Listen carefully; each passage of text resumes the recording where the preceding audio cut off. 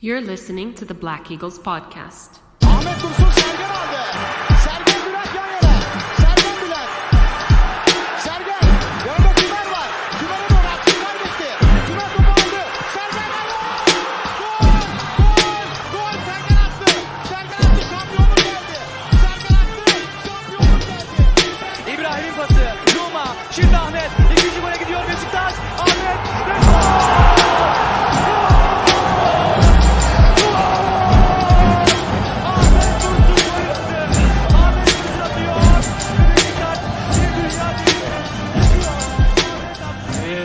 Welcome back, everybody. Episode 184 of Beşiktaş International's The Black Eagles Podcast.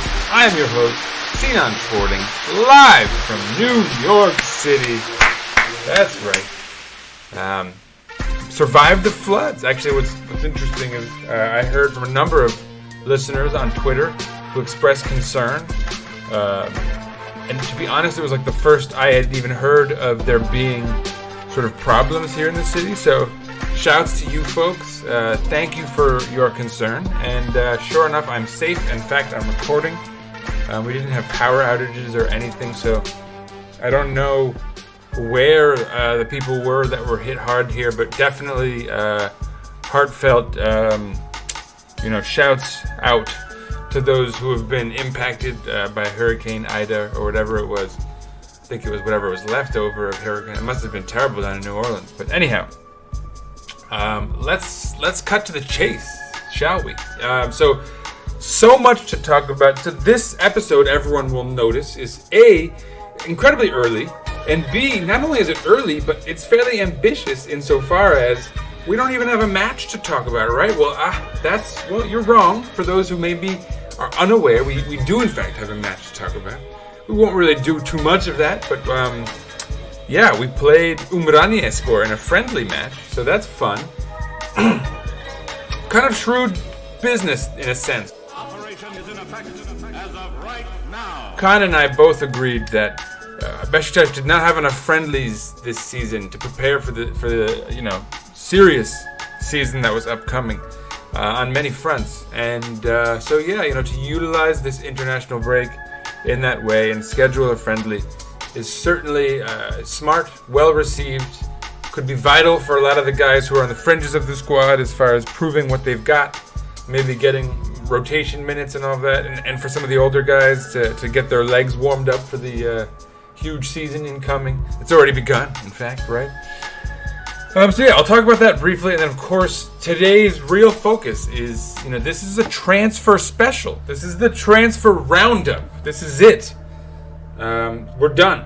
No more transfer talk now, and we're going to really wrap it up well.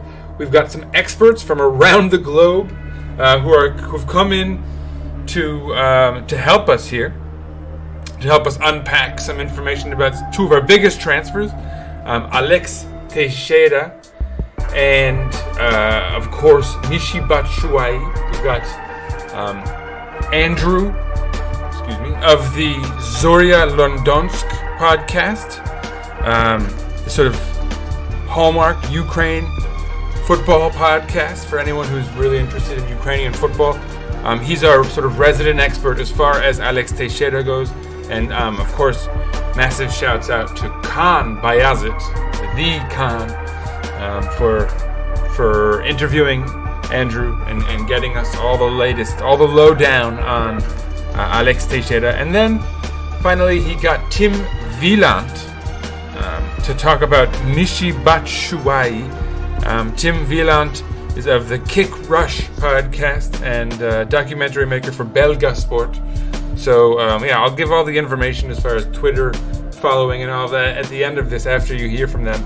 But certainly, again, thanks to Kaan for getting these experts to talk about two of certainly our biggest transfers of the window. And going into this episode, we thought they would sort of definitively be the two biggest transfers of the window. And yet, somehow, they've managed to be slightly overshadowed, I suppose you could say. Perhaps only insofar as that's just people focus on the most recent transfer rather than it being the most important. I mean, he's certainly up there, but Miralem Pjanic, for anyone who is not aware, has signed with Besiktas. It's a loan, so it's not exactly him signing. It was more his club loaning him out to us, but he eagerly is making the journey to Istanbul to join us for this season. There was talk of Mohamed El Neni, of course, and Jedson Fernandes, all of these names coming up till the last day, and again, out of nowhere. And this is where this board has been so excellent. They pull a rabbit out of the hat. We've got Miralem Pjanic for a season. This guy was bought for 60 million euros like 2 years ago by Barcelona. So I don't think this is going to be a buyout option type scenario for us. But I mean, who knows? Maybe he likes being with the club enough that he wants to stick around a little bit more for his next loan spell, and then, perhaps down the road it turns into something long term. We've seen these things work out, right? That's sort of what we're banking on with Michy Batshuayi, and of course you'll hear plenty about that from Kaan and Tim Weilandt. Let's quickly talk about the Ümraniyespor match, just because it's worth mentioning. The starting lineup: Emre Bilgin in goal, because of course Ersin Destanoğlu was with the under-21 side, and Mert Günok with the full national team, Turkish national team. Serdar Saci and Francisco Montero started on the back line for us with, interestingly here, Fabrice Nsakala and Necip Uysal on the flanks of our defense. Mehmet Topal, Ozan Uzyakup, and Can Bozdoğan all starting in the center of our midfield, and George Kevin Nkudu and Gökhan Töre on our wings, with Güven Yalçın up front. So a very interesting squad here, certainly. Lots of interesting names. People would want to, see how they did and all that. I'm not going to go deep into this except for briefly just talking about who scored and then giving you some nice stats to round it out with. But basically, Beşiktaş won 4-0. Mehmet Topal opened the scoring in the 38th minute. Güven Yalçın extended the lead to 2 in the 49th minute, early in the second half. Gökhan Töre extended to 3 in the 51st minute, and then Güven Yalçın with a brace in the 57th minute, giving Beşiktaş the 4-0 lead, which they would hold until the end. They would have 62% possession, so that's solid, obviously. 6 shots on target to their 4, 5 shots off target to their 5. So, Ümraniye was actually somewhat active in our side of the field somehow. You don't necessarily like to hear that, but we did. We held them off for a clean sheet. A young keeper, Emre Bilgin, being the man in charge there. Yeah, and that's it, basically. I'm not going to do any solo stats, just because they're not really available, to be honest, as one might imagine. Obviously, Güven Yalçın scoring twice is momentous, is noteworthy. And supposedly, Can Bozdoğan really impressed in this match.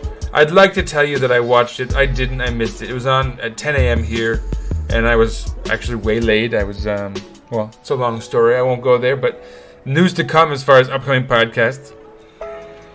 I missed this, and I saw the highlights on YouTube. Supposedly Can Bozdoğan was really solid for us in the midfield. And that's something we'll obviously want to look out for.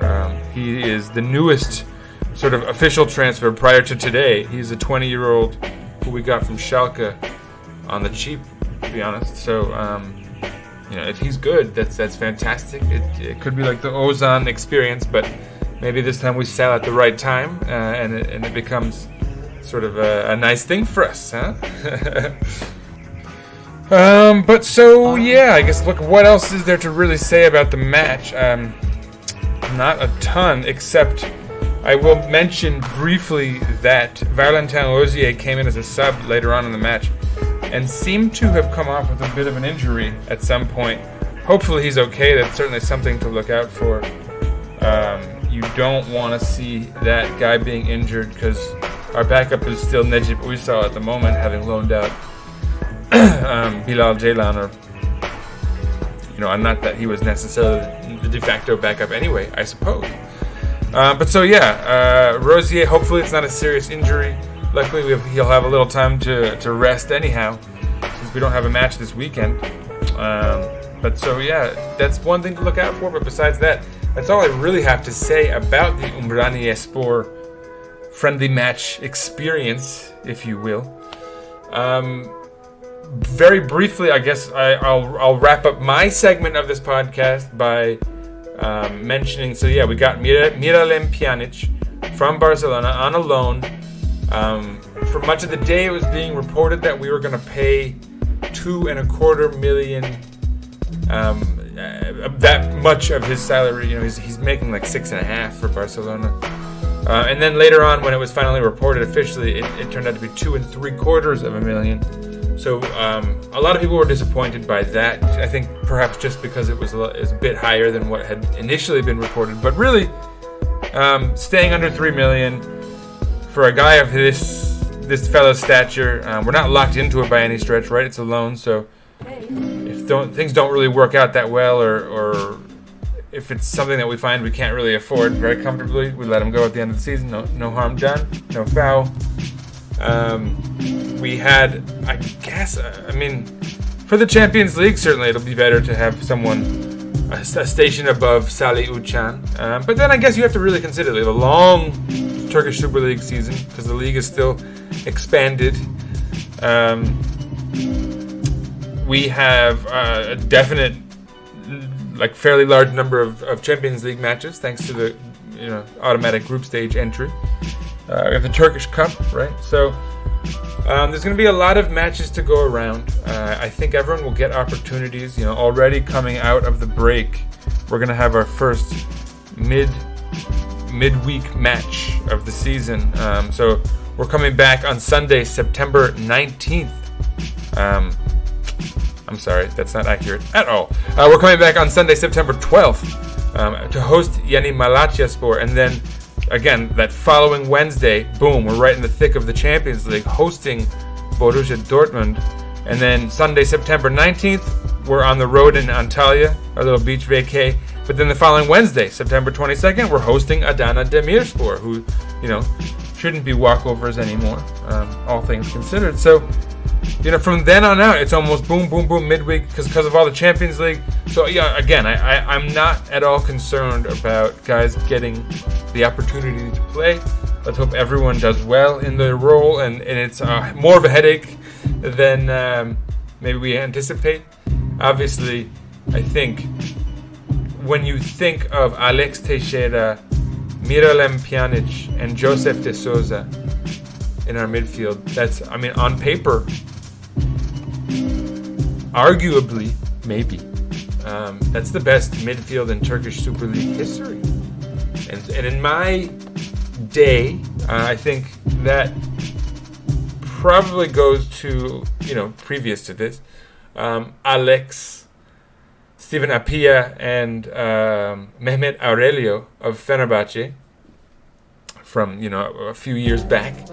And I think you could say it certainly on paper, and this all has to pan out on the field, so, you don't want to get ahead of yourself, but on paper, you could argue, right, like the Alex, perhaps they have the upper hand as the better Alex, maybe. That remains to be seen, too. But certainly Miralem Pjanic is, much higher rated player on the global stage than Apia was. A 60 million euro contract to Barcelona is a much higher profile than, frankly, than we see in the Super League. We're not talking about 10 years ago or even 5 years ago, right? This was just a couple years ago. So, again, on paper, he should be the better player, and that remains to be seen on the pitch. He's been very good on the pitch, don't get me wrong. I think we're all excited about Pjanic because of what we've seen on the field already. And it's just a matter of, can he reproduce his best form for Besiktas alongside Alex Teixeira and Josef de Souza. And so that's the last piece, Josef de Souza versus Mehmet Aurelio. I'm going to give the edge to Josef, just being that he's played for the Brazilian national team relative to Mehmet Aurelio's being Brazilian but having to, join the Turkish side to get that NT experience. So, that's a superficial way of viewing it, obviously. But, I said in the last episode that Josef is probably the best defensive midfielder in my history watching the sport, as far as coming back and mopping up for the back line and just supporting us defensively from that position and not giving away clumsy, careless opportunities to the opposition to give them the chance to sort of square up perfect crosses. This was a big problem of ours for years, certainly for most of the years I've been watching Besiktas. So to have someone back there who gets that job done has been lovely. I think certainly 2 out of 3 we win there, and I think the Alexes are close probably. And again, it all remains to be seen. The 2 out of 3 of these pieces for our midfield are brand new, and of course with Pjanic, maybe just for a year even still. So anyway, I think we'll have more to say about Pjanic. I'll let Kaan do a hashtag Kaan's Corner perhaps for the next episode, and he can talk about Pjanic, or maybe he can find someone to interview about him. Maybe I can even. I mean, I've been active now trying to find some preview episodes for the upcoming Champions League draw that we all know who we're facing, right? Dortmund, Sporting Lisbon, and Ajax, right? Ajax. I'm going to be appearing on some other podcasts to tell them about Besiktas, and I'm also going to have them appear on our podcast to tell us about what we can expect to see from them. So that should be fun, a little exchange of the podcast, so to speak. Keeping you guys the most informed, keeping you folks, the most informed football fans in the world. Certainly the most informed Besiktas fans in the whole Besiktas multiverse. So I'm looking forward to a lot of fun episodes coming up, previewing our rivals in the Champions League. Perhaps another transfer episode, which I just said this would be the last. But I mean, Pjanic is a pretty big deal. I'll leave it up to Kaan if he wants to find someone to interview, or if he just wants to say a few words of that himself. I mean, given that it's just a 1-year loan, maybe he doesn't want to go all in. Fair game, to be honest. But anyway, he's certainly done more than enough work here. So let me just cut to the chase. First of all, again, Andrew Todos. I don't want to mispronounce his name, but Andrew of the Zorya London's podcast is here with Kaan to talk about Alex Teixeira, folks. Hello, ladies and gentlemen. Welcome back to the Black Eagles podcast. Today we are doing a very special episode, and we are looking ahead at one of our key new signings, Alex Teixeira. And joining us right now is Andrew Todos, Ukrainian football journalist, somebody who's, of course, been following the Ukrainian football for the past decades, I imagine.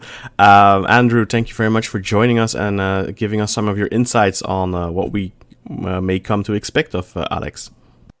Hello, yeah, thanks for having me. Very interesting to chat about Alex Teixeira, especially seeing as last season, if I believe, he was linked with a potential return to Ukraine. Nothing materialised, and hey-ho, here he is and off to Besiktas. Were you surprised by the news that he ended up signing with Besiktas? Not really, because, well, I think the biggest surprise was when he moved to China in the first place, and everyone was tipping him, for a £40 million move to Chelsea. I think Juve were in for him. Yeah, Liverpool. In Liverpool, he had like the world at his feet at that stage when he was literally, scoring 20 plus goals in the Ukrainian Premier League. Some of the best form of his life. And then it was just at that point, I think, when China was booming and taking on all these slightly older players compared to Teixeira himself. And he opted for the prolonging of his financial stability, which is fair enough. People need to provide for their families, etc. And off he went. And I mean, I think he was quite good in China during his time there, but I mean, that doesn't say much in terms of the fact that he probably could have progressed even further in Europe. Yeah, for sure. The fact that he's gone to Besiktas, though, I think is a logical move back to Europe. He's not that old yet. He's not like in the he's not 35 or anything like that. So he's still got a fair bit of ability in him to have a few seasons with Besiktas, and who knows where he might end up after that. But yeah, I think he'll probably most definitely take to the Turkish Super League to water. And how was he viewed in Ukraine as a footballer? I remember very much back then, like in, let's say, 2014 or something, looking as an outsider. If you looked at Shakhtar, and they had an amazing team. They've always had this amazing team full of Brazilians. Less so now, but like, you know, the glory days of Mircea Lucescu with Shakhtar was basically built upon young Brazilian talents, and you could see Shakhtar going to go and get some of the biggest talents in Brazil. They paid quite a pretty penny for those players, but they always seem to pan out, except for maybe the odd exception. But looking statistically at what Alex Teixeira was doing back then, even, I remember thinking, this guy, it reminded me of Alex de Souza, who used to play for Fenerbahce, who had the similarly bonkers statistics where he'd have like 20 goals and 15 assists and stuff like that. And how is Alex Teixeira seen within the Ukrainian football in general, and in the history of Shakhtar? Where does he rank as one of their top players? I think for many, the fact that he moved to China slightly diminishes his overall all-time greatness, just because some of Shakhtar's other players, for example, Fernandinho, Willian, and the likes, have gone on to achieve sort of great things with their European side, Western European sides that they went on to visit. And I think that also has an impact on how much of a legend they're seen in Shakhtar, because like Shakhtar nurtured that talent and sort of helped them progress to that next stage of the career, which I think plays a big role in the value of where players are seen in terms of the all-time. But based solely on his ability and his statistics and his performances for the club, he's certainly up there as one of their greatest ever Brazilians that they had. I mean, obviously they've had a lot of Brazilians. I've named two there. They also had Luis Adriano, Alano back in the day, Brandao. They've just had quite an eclectic mix. But ultimately, he, towards the end of his sort of his 2 seasons before he left the club, those were like really prolific. I mean, 22 appearances in the UPL in 2014-15, and he scored 17 goals. Then the season after that, when he actually left in the sort of winter window, he'd scored 22 goals in 15 appearances. And it's like, I think the all-time record for like a UPL goals in a season is set by Henrik Mkhitaryan for Shakhtar as well, with like 25 or something.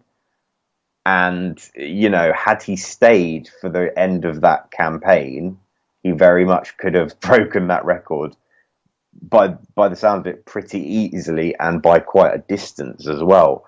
So that's something that we might never see. And if he had done that, that probably would have cemented him in sort of not just Shakhtar folklore, but Ukrainian Premier League folklore as well, with that record definitely taking the test of time to be broken.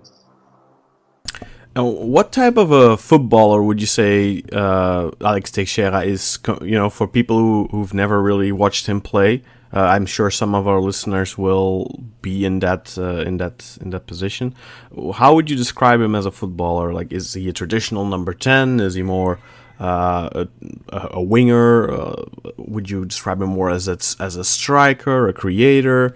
What's his key strengths? What makes him so good? And what are some of his weaknesses?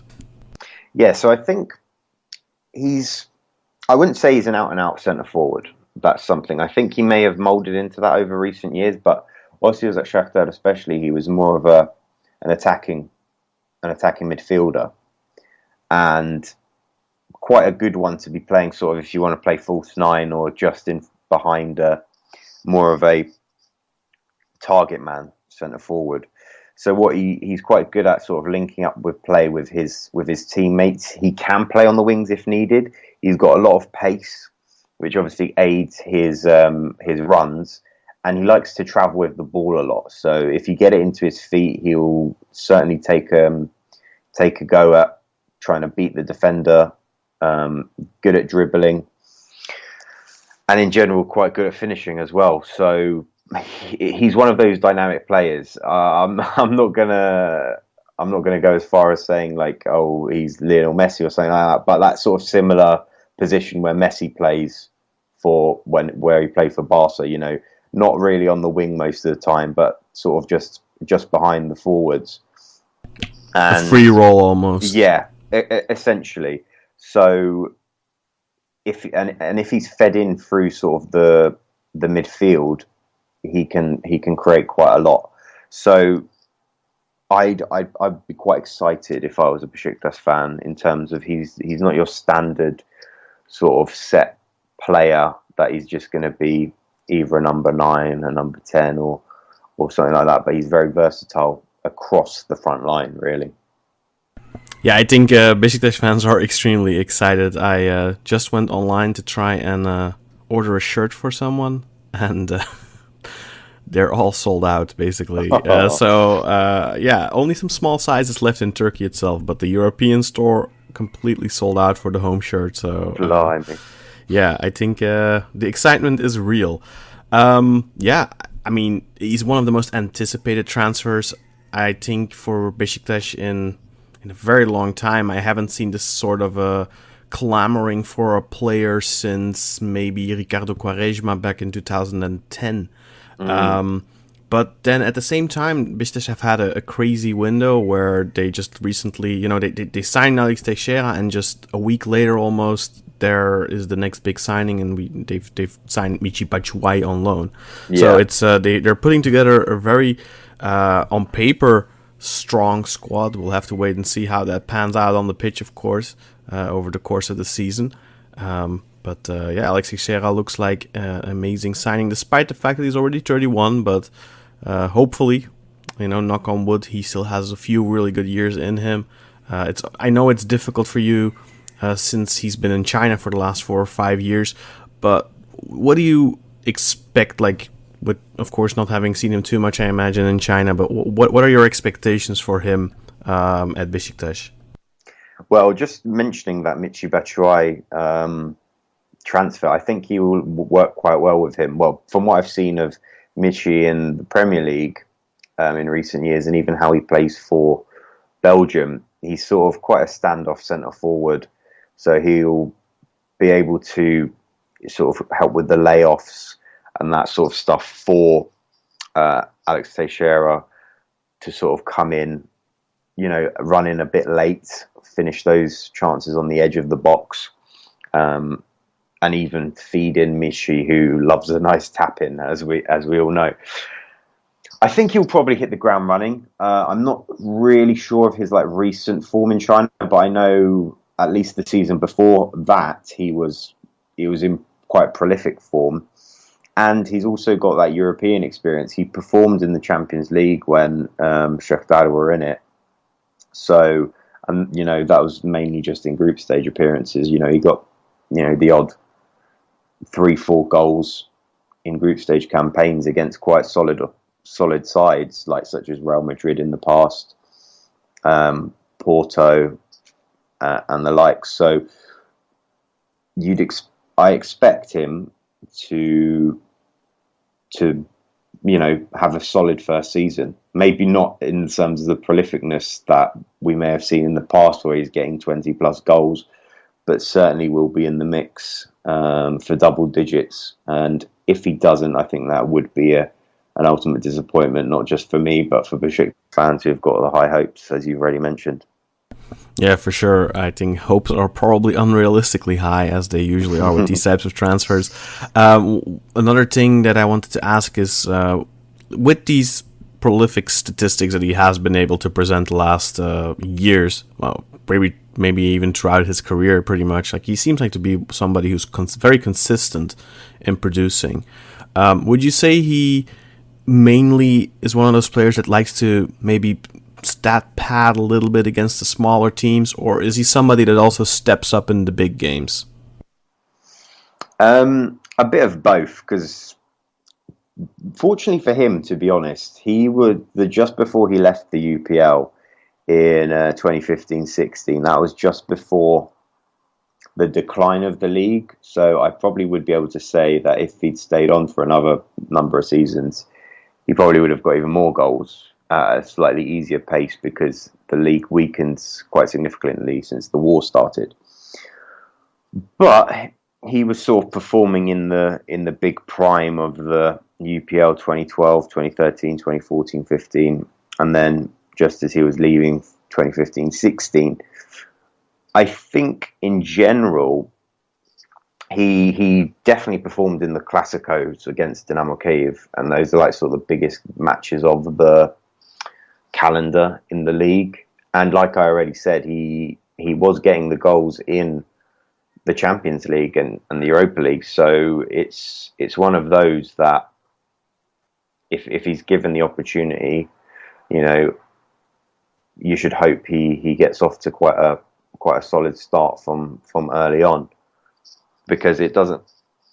I think it took him a while to get going at Shakhtar, but that was more because it was sort of like his first European side. He was a lot younger. It took him a while to get into the team, but now he's sort of a ready-made star player.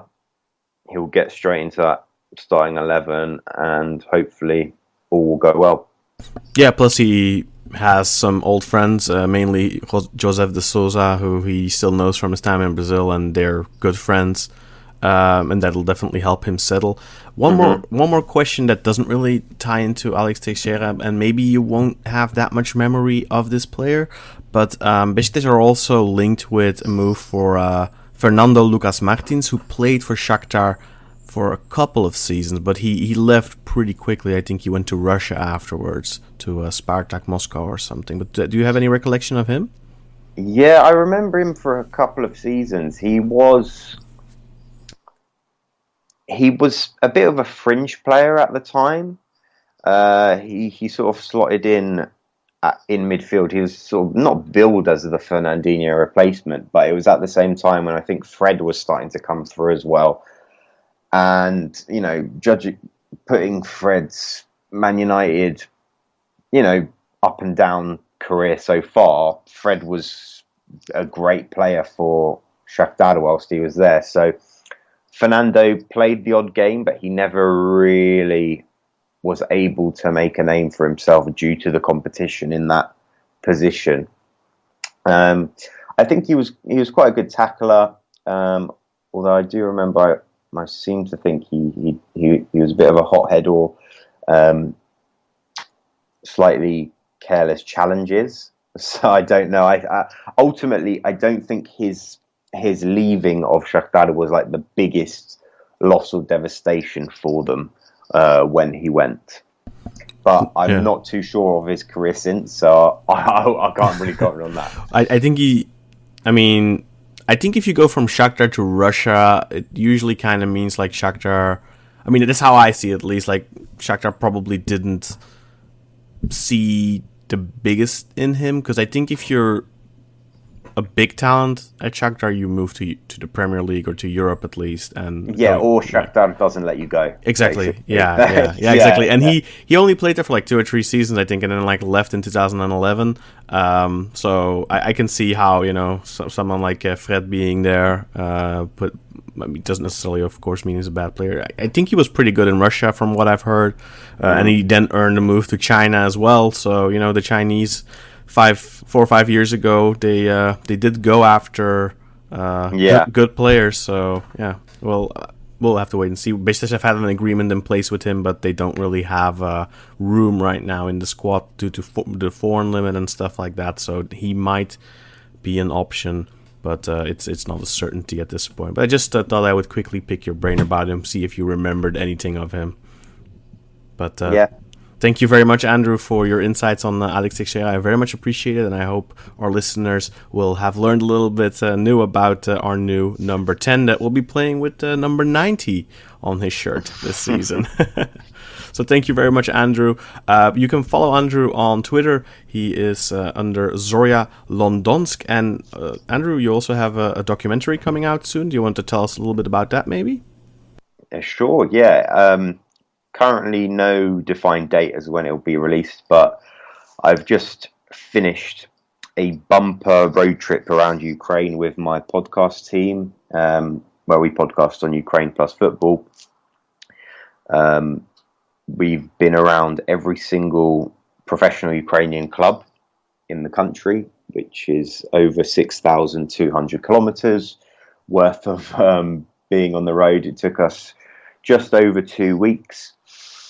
And yeah, we got to visit all the pro sides, 62, 63 clubs, met a fair amount of the people there, got to learn a lot more about the state of football in Ukraine, which is currently in its 30th year of independence from when the Soviet Union fell.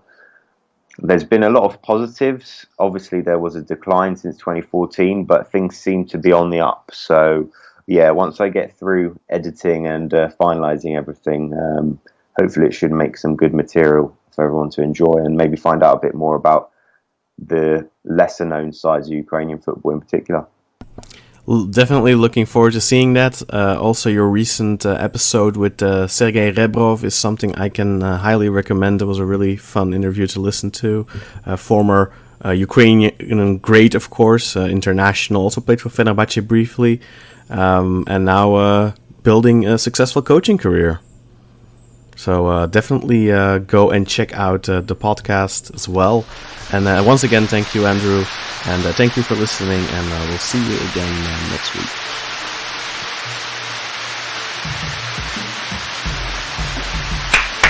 Yes, thank you very much, Andrew. Thank you very much, Kaan.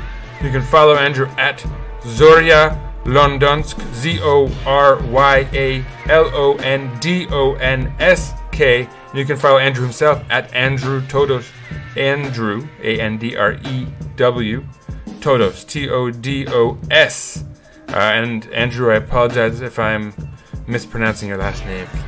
Nonetheless, that was a really great interview. Thanks to both of you guys. And quickly, let me just pass the baton right along to, again, Kaan interviewing, this time, Tim Weilandt. Tim is of the Kick Rush podcast and Belga Sport, where he's a documentary maker.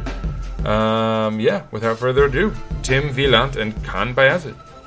Hello, ladies and gentlemen, and welcome back to the Black Eagles podcast. Today, I have a special treat for you. We're going to go a little bit more in-depth on our new signing, Michy Batshuayi. And for that, I have an English football expert from the Belgium television, Tim Weilandt, is joining me right now. He's also the host of the Kick and Rush podcast and also a documentary maker for Belga Sport, geloof ik. I believe, sorry. That's correct. Thank you for joining us, Tim. And you are, of course, a commentator, and you watch a lot of matches in the Premier League, but you're also a big fan of English football in general. So you've watched quite a bit of Michy Batshuayi over the last couple of years, right? That's correct. I've watched him play when he plays, because the last year, I must say, he hasn't been playing a lot the last half year, I must say. In the beginning of the season, when he was lent to Crystal Palace, he played in the beginning of the season, but since, I think, February, I don't think he has played one single full game. So I haven't been able to watch him play these last 6 months. And what do you think we can attribute to that? Because if we look back at his career, Batshuayi has scored goals pretty much everywhere he's gone. But then this last season at Crystal Palace is the first time really that we see that it just hasn't worked out for him. It's difficult for him. You have to pick a club that suits your game. With Michy, he always wanted to stay at Chelsea to begin with, because that was the club of his heart. So when he moved from Marseille to Chelsea, he was overjoyed, and he wanted to succeed. He wanted to prove himself for Chelsea. It didn't work out immediately, so he was lent out to a couple of clubs, Dortmund, Valencia, but also Premier League club in Crystal Palace twice now. They have a different style of play, Crystal Palace. It's under Hodgson, the manager. It was not really a dominant kind of game and a style of play. I mean, when you see him playing for Belgium, for instance, Belgium are a very dominant. They have a very dominant style of play. They always have the ball. They how do you say it? Not only in possession, but they create a lot of chances. They are offensive as well. So when Michy plays for Belgium, not against the biggest teams, but against normal opposition, he scores. He has 22 goals for Belgium, which is a lot. That's a lot. You can't find. I think there aren't 10 players who have scored 20 goals for Belgium. Yeah, I don't recall correctly. I think Wesley Sonk has around that same number, and then MIRALEM PJANIC. But those are already some of the bigger names we're naming, and of course, only I think Romelu Lukaku is really ahead with head and shoulders. But of course, he's on a completely other level than anything that Belgium has had in the last 25 years. Yeah, he's different level. Yeah, he's definitely a different level. He's the best striker Belgium has ever had, but then with a big margin to the second one in that list. Yeah. I mean, we can go back really far, maybe, but yeah, I can't really think of one myself. Still. I mean, he's head and shoulders above anybody else who's played for Belgium. As a striker, as a goal scorer. Yeah, of course. But I mean, right now he's up there with Robert Lewandowski and who else? Yes, top of Europe. Yeah, He's exactly. Really Exactly. But Michy is good. Michy scores a lot of goals for Belgium, but that's because we have this dominant style of play, and we have this two wingers who provide balls for him. You have midfield players like Kevin De Bruyne who can lay it on a platter for you. That's part of the reason why Romelu has scored so many goals for Belgium. The same goes for Michy Batshuayi. And if Michy plays for Crystal Palace, you don't have those players who provide you with the genius ball or to make him stay in the 18-yard box and score. No, they play counter football. They don't have the ball, so that's totally different. It's a strange choice for Michy as well to play for Crystal Palace. But it was or Crystal Palace or be on a bench and never play for Chelsea. So he chose to play for Crystal Palace again. Well, Besiktas were already interested in him last year, if I remember correctly. Of course. There's a really good friend of his that he knows from his time at Marseille, George Kevin Nkudu, who he was tight with back then, and I think played a role now in getting him to Besiktas. How much do you think that the Champions League football has played a part in his decision? Yeah, could be. Michy has always been a guy. I visited him 2 years ago, I think, when he was still at Chelsea. He's always been a guy who needs a friendly environment, so to say. That means he needs to be supported. He needs to feel at home. He's a very funny guy. He needs to be at ease in the club where he is. So that means he needs people around him, friends or colleagues who are good for him. He had that at Chelsea for part of it. That's why he wanted to stay there. But if he can find it in another club where people appreciate him, but also can, how do you say? Nurture him? Yeah. And laugh with him and do something else than only play football. Yeah. Then he will fit right in. He will be at home. Yeah. So Champions League, Besiktas, very important. Yeah, sportively. very important. The fact that they haven't bought him means that he can go back to Chelsea, where part of his heart still is. But he wants to prove himself again, like he tried to prove himself at Dortmund, like he tried to prove himself at Valencia. And sorry for him, but Crystal Palace was not the right choice for him. But he'll try to be a striker, and if you're dominant like Besiktas, you will provide him with goals. He will score for you. So how would you describe Michy Batshuayi as a forward? Like Lukaku is a big target man who can go into the depth. What type of a player is Michy Batshuayi? Technically, he's very good. He's got a very good dribble. He can move past defenders. Also, when there's not a lot of room, so like when you're in the 18-yard box and you have a lot of defenders, he can still find the space to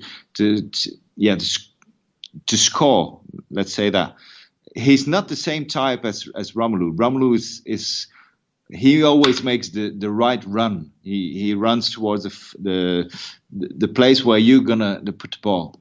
Yeah. And he was criticized early on in his career for not being that good in the tight spaces. That's correct. He changed a lot. He learned a lot. He watched a lot of movies of himself as well.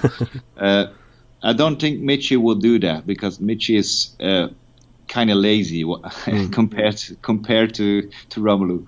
So he wants to enjoy himself. That means he doesn't make the right runs all of the time. But if he makes the right runs and if you give him the ball, he can do something with it. So that means he's not as good as Romelu, because he won't be in the right spot all of the time. But when he gets a chance, he will put it away. He has this really, goal-scoring ability. I can't really call it anything else. Yeah, in the presentation video, they kind of took the words that I wanted to use, and I'm like, damn it, that's exactly what I was going to say. The fox in the box, like they like to say in the UK, and a poacher kind of. Is that what you would agree with? Yeah. That's if the opportunity comes, he will take advantage. That's really that's something. Yeah, fox in the box, really good. Yeah, and do you think that maybe the little bit of the street footballer that he started off playing football in the park, I guess, like many kids did in Brussels, do you think that never really completely got out of him? That's his whole character. That's why it's not only as a footballer he's like that. He's as a human being he's like that. That means he's playful. That means some coaches or managers will react to that because they can't stand it. It's too playful for them. Yeah, I think it will work out quite well for him at Besiktas. Because he's sometimes even in training he's so playful. You should say, Michy, stop doing that. Concentrate on what we're doing. We're trying to do something. You always have, even when you're in your youth teams, you have some players. You have to take them by the ear and say, "Come on." Yeah. My son is kind of like that.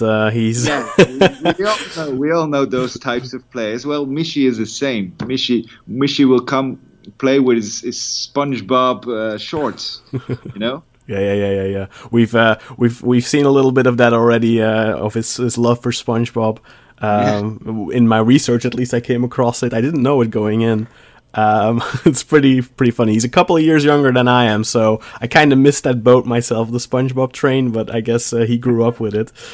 I know that all sounds really exciting. Also, just the way you describe him as a character, because Besiktas, our team last season, I would like to think that they very much won the season based on the team chemistry and the character, because there was a really good click within the team with Fabrice Nsakala, former Anderlecht player, of course. But mainly George Kevin Nkudu, Valentin Rosier, and then Vincent Aboubakar, who Batshuayi is replacing now. And they had a really good bond, and they were constantly fooling around in training, but in a playful manner. And it was, the coach liked it, even to an extent I would imagine encouraged it, because it really enhanced the team chemistry and the spirit within the locker room. And I think in that regard, Beşiktaş probably could not have found a better replacement, because there was talk of Diego Costa, but Costa is a fantastic player. I think if you can get him back to fitness, that would be a great signing. But you always have that combustible element in the locker room, and with Batshuayi, I'd like to think that that's at least not the case. No, it is, and he is a better player than Abubakar. Abubakar is good, but I think Michy Batshuayi is as good, if not better. The thing that Abubakar really might have a little bit of a head on him, maybe, is the hold-up play. I'm kind of thinking, perhaps, but that's true. Physical strength, holding off your defender, waiting for people to. Yeah, that's not really Michy's game, is it? I think Abubakar would have been perfect for the Premier League, honestly, if he was maybe a couple of centimeters taller, because they like to look at height there. Yes. But of course, shoddy knees. Yeah. Okay, well, Tim, one last question then for you before I let you go. What are your expectations of Batshuayi at Beşiktaş? I think he will succeed, of course, but it's only for one season. So if you get him as relaxed as he can be, but in the meantime, get him to concentrate on what he has to do, he will try to shine in the Champions League as well. So he will have, the expectations will be high for him, but he will have his own expectations, because he's still thinking he's not at the top level. He's not the top level player he wants to be. So I think he will be motivated to have a good season there. Score lots of goals. I'm pretty sure of it, actually. Well, we can only hope for that. Beşiktaş have been spoiled in the last 8 or so years with amazing strikers. Dembaba was the first. We of course had Vincent Abubakar, like I mentioned. We had him twice, but also Mario Gomez. Alvaro Negredo was less of a hit, but he also brought some nice memories at least. But hopefully Michy Batshuayi can bring many more to come. And who knows, he may fall in love with the club like Valentin Rosier or Rachid Ghazal did. And could be. Yeah, it could be. It may extend the stay. But Chelsea wants a lot of money for him still. I know, but still it's a beautiful city, so Michy would like that, I think. Beautiful and chaotic. Yeah, typical.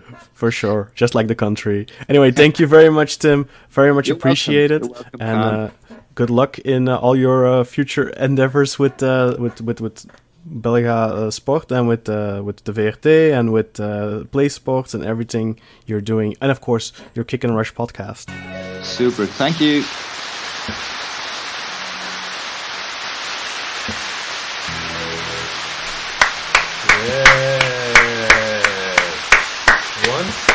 Again, just great interviews. Thank you so much to Kaan Bayazit. Of course, you can follow him at Razerian, Razzerian. You can follow Tim Weilandt at Tim Anton 13, TIMANTON 13 for folks who are numerologically challenged, numerically challenged. You can also follow him at the Kick Rush Podcast, at Kick Rush Podcast, one word. And to go back to the other fella, you can follow Andrew Todos at Andrew Todos, and of course you can follow him at the Zoria Londonsk podcast at ZORYALONDONSK. Of course, follow us at Eagles_podcast. Follow myself at Sir_Writes_a_lot. Follow us on Instagram, Black Eagles Podcast, one word. And of course, stay tuned for more. We will be back with so much more. Of course, we do not have a match this coming weekend, but that's good because it gives us the chance to present to you a preview of some of our opponents. I've got a podcaster from a supporter of Borussia Dortmund, and he does a podcast with them. I've got a fella from Ajax as well. I'm still looking for a Sporting Lisbon guy. I've started communication with one. We've sort of lost touch, but we shall see how that pans out in the end. But certainly 2 out of 3 ain't bad. And yeah, I'll sort of dig around for someone who knows a bit about Sporting. But so regardless of all of that, because that's all to come up ahead, what goes without saying now, obviously, welcome Miralem Pjanic. It should be a pleasure to have you play with this talented squad. I've never in my whole life as a Besiktas fan felt like we won a transfer window to the extent that we did, getting just a whole wide array of fantastic players, not just fantastic players, but like for the right price often, or loaning, but like in situations where you might want to loan them and give them a chance to prove themselves or see if they want to stick around, even if this is where they want to play, which we've seen again successfully sort of pan out with Valentin Rosier and Rachid Ghezal. So just to sort of again go through the list of what we've got here, right? Salih Uçan, Mehmet Topal, Kenan Karaman, Valentin Rosier, Alex Teixeira, Rachid Ghezal, Mert Günok, Michy Batshuayi, Can Bozdoğan, Umut Meraş, Francisco Montero, Miralem Pjanic, right? The only 2 guys who are sort of iffy as far as whether they come back next year are Michy Batshuayi and Miralem Pjanic. Both of them are probably outside of our price range, if we're going to be honest. One of them is definitely outside of our price range. Batshuayi, who knows? Maybe he could finagle his way to us just by indicating how much he wants to come back in the way that we've seen it, again, as it's panned out with a couple of these guys who we love already. And, Rachid Ghezal coming off his best game of the season in this last match. Played really well, obviously, against Fatih Karagümrük. So, hopefully he can carry that form on. Rosier, again, still solid defending, hopefully not injured. We'll look out for more from him. But yeah, just the guys who have come in this window, phenomenal work by the board. You gotta say it. Just great work financially, not locking us in with anyone who's too expensive. For those guys, they're all, they have the option of sticking around, and if they do, I suppose, they could take slight pay cuts, even, to make it work for us, given that we're probably going to have to shell out more than we'd want to for transfer fees. And again, that will obviously depend on success this season. We're going to need money to buy those guys, which means we're going to need success.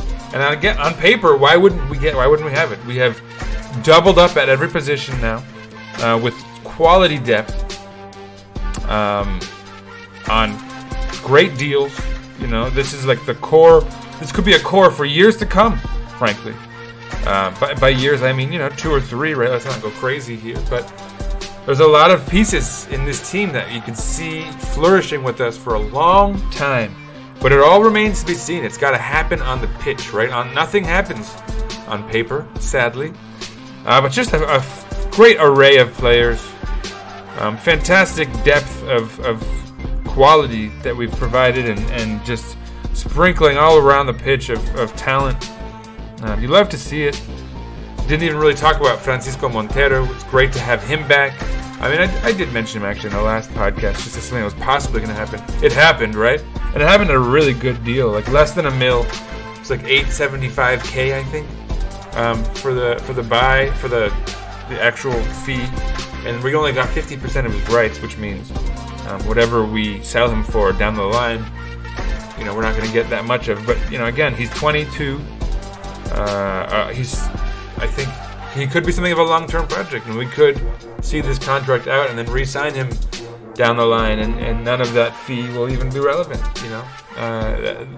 That's how young he is, and I think talented enough. But because we know he's like our third central defender, he might stay enough under the radar that we hang on to him for a little while, certainly until he grabs a starting role when Wellington or Vida move on, whether that be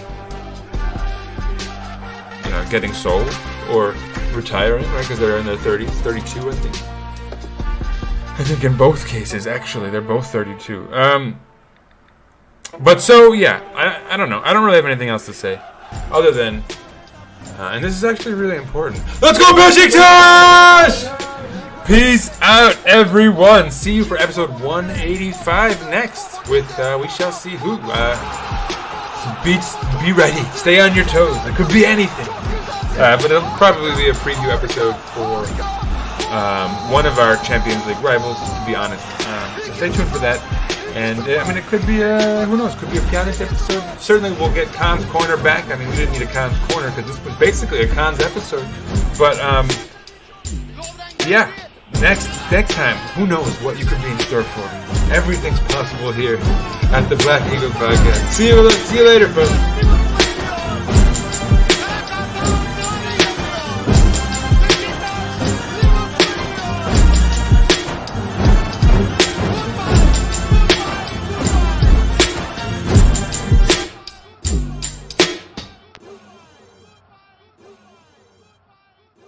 Beşiktaş International hopes you enjoyed this program.